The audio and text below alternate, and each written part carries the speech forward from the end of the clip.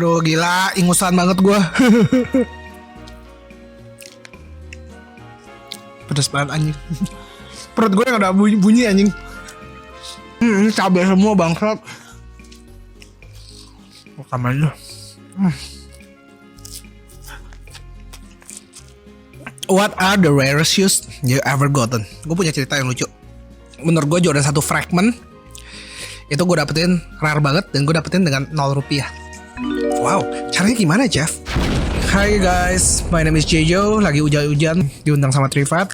Kali ini gue ada tahu, ada sambal, dan ada question juga. Siap. Jadi rule-nya simple banget. Sebelum pertanyaan, makan dulu tahunya. Satu nih langsung. Yoi, terserah sih mau seberapa pun. Ya udah. Cukupnya lah.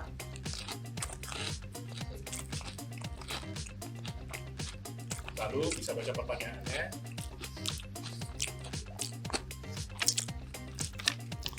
Kasih tahu cara dapat duit cepat selain persugihan. Mau cepet banget, judi. Cepet tuh. Coba lagi, satu lagi. Bangsat.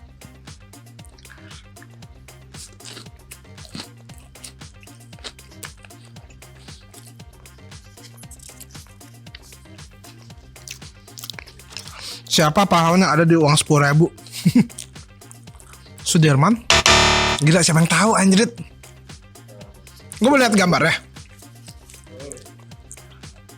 Franz Kaisiepo. Never know. Oke, kita masuk level 2 ya. Oke. Anjing serius.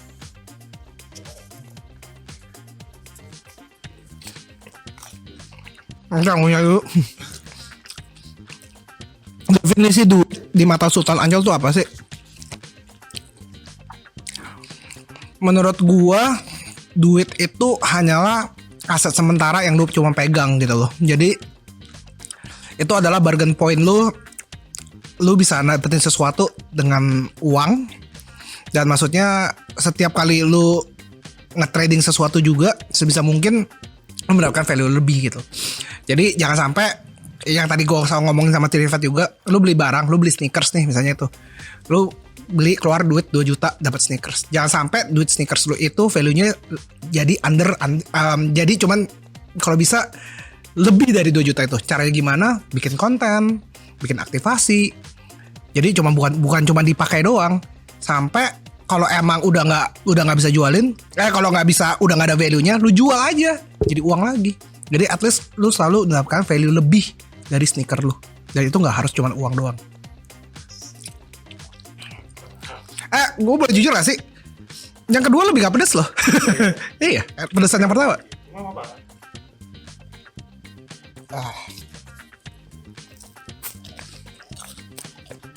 Seberapa ngaruh duit untuk kebahagiaan hidup lo? Enak nih pertanyaan kayak gini.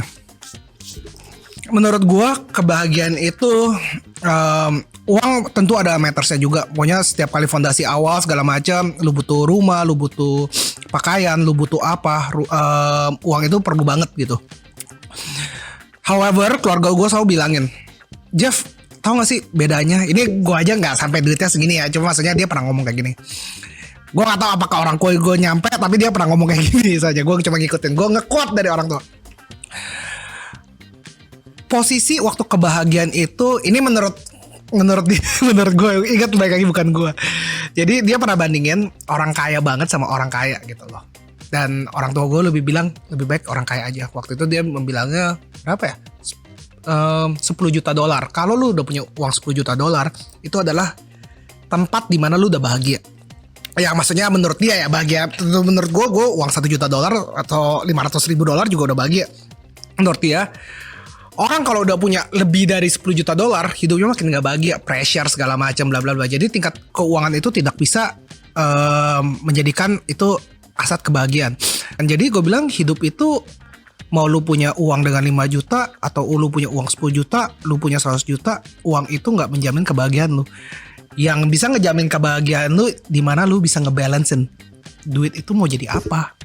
Duit itu percuma lu punya bisnis yang, makanya kalau lu lihat si Mark Zuckerberg atau kayak gimana, duitnya udah banyak banget gitu loh maksudnya, dan mereka masih hidup sederhana aja gitu loh. So apakah money itu menjamin kebahagiaan? I don't think so.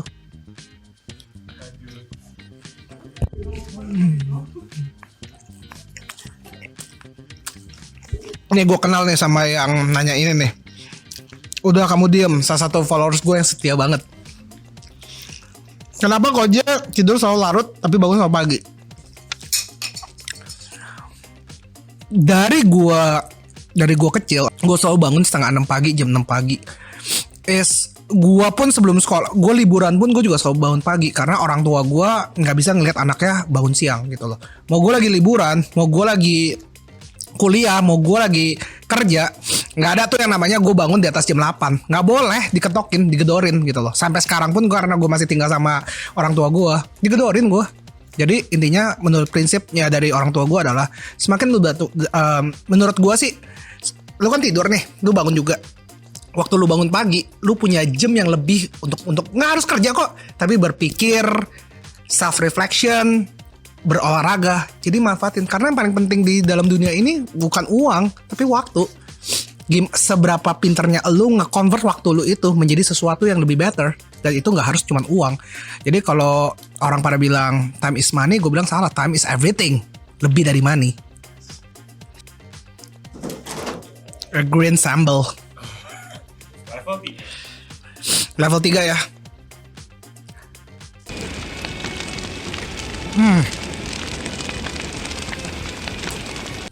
Ini kerasa. Gue demen nih. Cara ngatur duit versi lu gimana sih? Jadi gue selalu punya tips and trick gimana cara ngatur duit ala Jejo. Jadi setiap gaji lu punya 2 rekening yang berbeda. Rekening masuk dan rekening keluar. Jadi punya 2 rekening yang berbeda.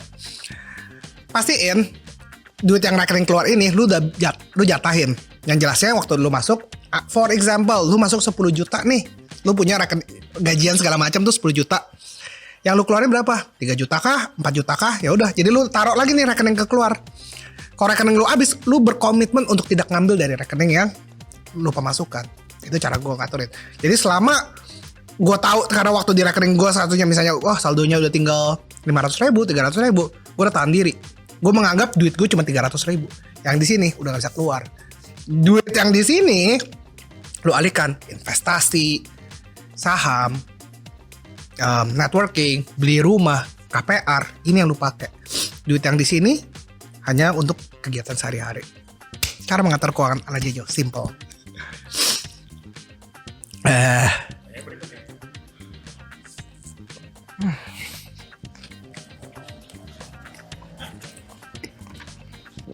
Bisnis pertama lu menghasilkan apa yang lu pengen gak sih?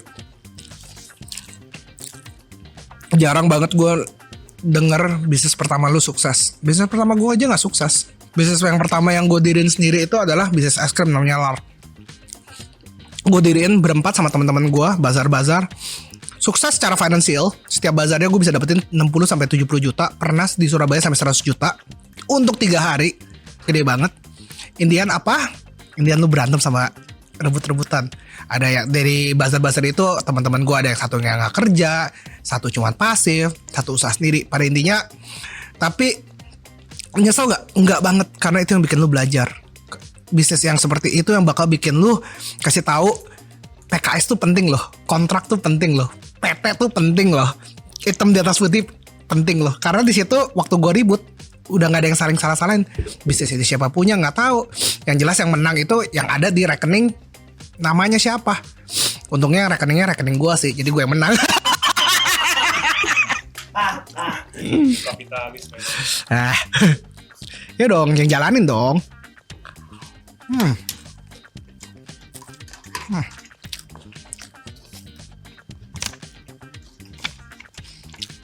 Gimana caranya biar nggak candu sama duit? Oh my god, dari Nat Zrotul. Good question. Maaf, gue gak bisa menjawab karena gue kecanduan terus sama duit. Sorry to say, man. I mean, keluarga gue, bini gue sampai nanya, maksudnya kayak lu gila secinta itu sama uang. Menurut gue itu adalah salah satu drive-nya gue gimana cara gue schedule gue tuh udah benar-benar jam segini gue mesti ngapain, jam segini gue ngapain, Google Calendar gue kalau nggak ada Google Calendar gue nggak bisa hidup. Yang bisa bikin kita bertahan yaitu lu mau jadi better dan lu mau dapetin duit. Jadi selama lu punya salah satu drive-nya itu pertahankan. Mau dapetin duit kan kerja cari yang banyak deh.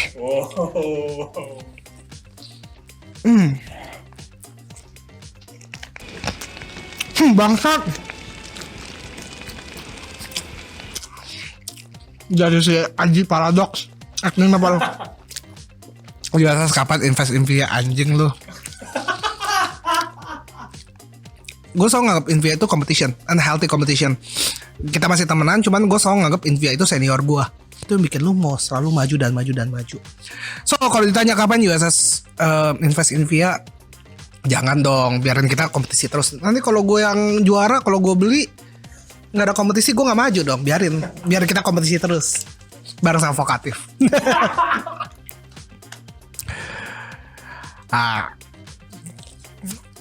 Belum banget. Gimana bisnis bisa tetap jalan dan dapat untung gede di saat COVID? Jack Ma bilang, ini Jack Ma loh, top 10 orang terkaya di China. Kayaknya sekarang udah gak terkaya, tapi masih top 10. Dia selalu bilang, 2020 lu berhenti deh mikirin lu mau sukses mau apa. Survive dulu bro. Selama lu bisa survive, lu bisa coba lagi di tahun depan. Di tahun 2020 pun gue pun ngerasa kayak gitu. Nggak semua lini usaha gue sukses. Ada yang gue merah, ada yang gue ini. However, selalu ingat pepatah ini. Jangan put lu punya bisnis di satu basket. Kalau dalam Indonesianya jangan taruh telur di satu basket nih. Pindahin telurnya tuh di mana-mana. Jadi mesti berevolusi. Beradaptasi adalah kunci. Ingat itu. Setuju semua nih.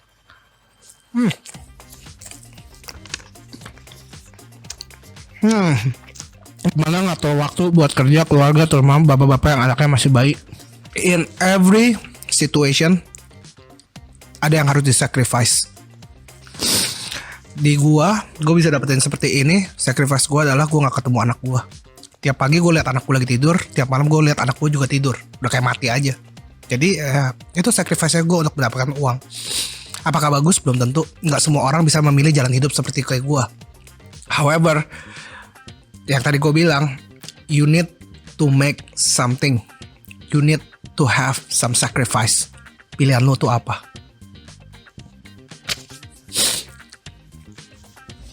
Aduh gila, ingusan banget gue. Tapi enak tahunya kampret. Sambelnya juga enak.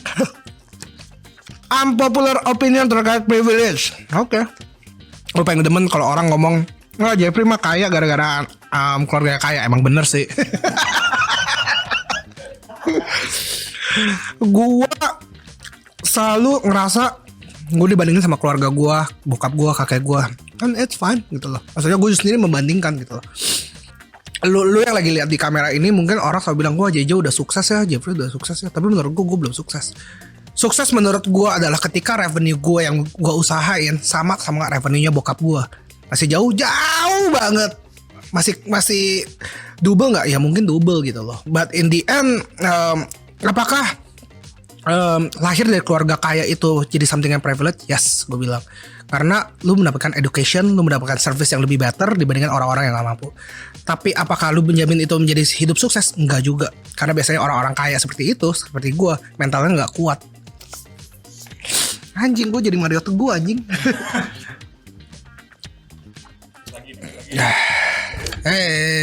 Shit, pas banget ya.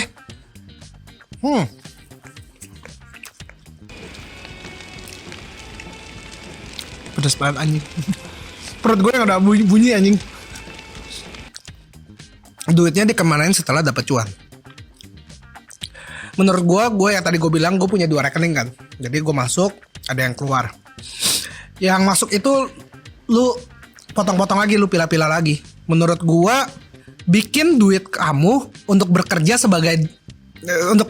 untuk kamu gitu loh. Jadi gimana caranya duit ini bekerja gitu loh. Kalau kita punya ada tabungan 100 juta, Gimana nih 100 juta bisa bekerja gitu loh. Sebenarnya dengan ditaruh di bank aja bekerja dengan bunga 8% yang sangat minimal banget, belum dibayar pajak. Jadi gimana supaya kita dapatnya lebih? Taruh di saham. Taruh saham, oh itu judi lah, nanti bisa hancur, bisa turun, bisa digoreng-goreng gitu. Selama lu belinya di blue chip, nyantai aja, cari di mana yang resikonya ada. Karena bisnis tanpa resiko sama aja lu bisnis kayak lu lagi ngedayungin kapal lu di dalam laut yang tenang, nggak kemana-mana bro. Jadi bikin duit lu itu bekerja demi lu. Bikin duit itu bisa bekerja sendirinya, menghasilkan duitnya lagi. Gimana caranya? Your choice. Terakhir,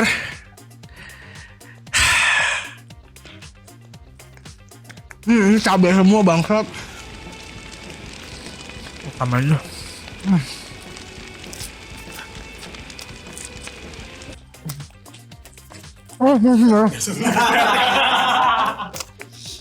What are the rarest shoes you ever gotten? Gue punya cerita yang lucu. Menurut gue Jordan 1 Fragment itu gue dapetin rare banget, dan gue dapetin dengan 0 rupiah. Wow, caranya gimana Jeff? Ini di tahun 2017 ada satu toko endorsein gue. Kok Jejo bisa nggak sih promoin toko kita gini, kita bayar pakai duit deh. Dan duitnya sangat besar waktu itu. Satu post gue bisa dibayar 3-4 juta. Padahal followers gue baru 10.000. Kaget dong gue. Apaan sih nih, anjing sampai nangis. Gak tau kenapa gue gak mau dibayar pakai duit. Jadi gue mau bilang gue mau dibayar pakai sepatu. Jordan 1 Fragment gue maunya. Oh shit, pedes. Waktu gue dapat sneakersnya, seneng dong gue, anjing gue dapat sneakersnya nih Jordan 1 Fragment, yang itu valuasinya mungkin di situ 20 jutaan lah kurang lebih. Jadi gue mesti barter sama berapa kali post. Nih si bangsat, habis itu nih orang ternyata toko yang gue promoin, dia sengaja kasih gue barang asli. Dia orang ternyata jualan barang palsu. Nah makanya di sini lu sebagai influencer lu mesti bisa bertanggung jawab sih sama apa yang lu mempromosikan gitu loh. Jangan sampai lu mempromosikan something yang nggak bener. Dan ini gue ngerasa salah banget waktu itu. Untungnya cuma sekali. Not my proudest moment, but it is what it is. Free sneaker. Jordan 1 Fragment lagi. Ngalahin rasa malas tuh gimana sih? Tadi udah sering ngomongin, cuman gue masih sering males kok. Gue masih sering nih, gue kalau ngecekin handphone gue, manajer gue selalu bilang, Jeffrey jangan lupa ngepost ya, Jeffrey jangan lupa ini ya, Jeffrey jangan lupa apa ya. Males tuh banyak banget sih alasan lu untuk males gitu. Kalau lu tanya males gue tuh apa sih? Males gue sebenarnya bukan mau kerja gitu loh. Gue selalu put everything in my work, itu selalu balance. Ideologi gue ada, komersial gue juga ada. Gak pernah gue full 100% ideologis, gue gak pernah 100% komersial. Karena waktu lu terlalu salah satu dari sisi itu, lu cuman gak dapat apa-apanya gitu loh. For example, gue dapat kerjaan dari klien A, klien B. Ribet banget, maunya kepengennya logonya kelihatan, barangnya ini. Gue selalu bilang, kalau barang lu nggak keren, gimana gue mau bisa promosiin? Dan gue mesti suka dulu dengan barangnya. Lu mesti send gue barang yang gue suka gitu loh. Biar gue, karena menurut gue marketing yang berhasil adalah marketing yang genuine, organic gitu loh. Jadi gue selalu bilang sama mereka, gue selalu juga berusaha untuk kasih ke klien gue secara apa yang bisa gue kasih lebih. Gue nggak mau males-males. Kalau gue mau males-malesan, udah gue foto ngasal aja, taruh aja di depan, taruh aja kayak gitu. In the end, orang tanya gimana cara ngalahin males lu selalu bertanya sama diri lu mau nggak sih bisnis lu itu atau kerjaan lu itu sustainable? Kalau lu nggak mau itu sustainable, ya udah males-malesan aja, nggak apa-apa kok. Kalau mau sukses, legasinya lama, punya bisnis yang jangka panjang, jangan males.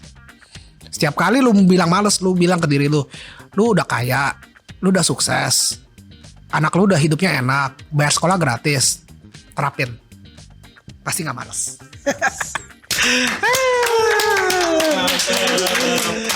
So everybody, jangan lupa kalau kalian suka dengan info-info sneaker, cek Urban Sneaker Society. Kalau kalian juga suka media-media yang lebih general, jangan lupa follow USS Fit, itu saingannya vokatif. So make sure kalian ngecek-ngecek. Kalau suka ya silakan, kalau enggak ya nggak apa-apa, di unfollow lagi aja. Yang penting kita semua bisa growth bareng dan mendidik anak-anak generasi yang masih kecil-kecil ini untuk menjadi someone yang bisa ngelit negara Indonesia lebih maju lagi. Halo Budak Rupiah, thank you for watching. Tonton juga program-program kita yang lainnya. Dan jangan lupa like, comment, subscribe. Supaya Volix menjadi kaya. #bantu Volix jadi kaya. Jangan lupa juga follow Instagram dan TikTok kita @volix.media. Oh, satu lagi, gak semua teh itu buruk, tapi bisa jadi pupuk.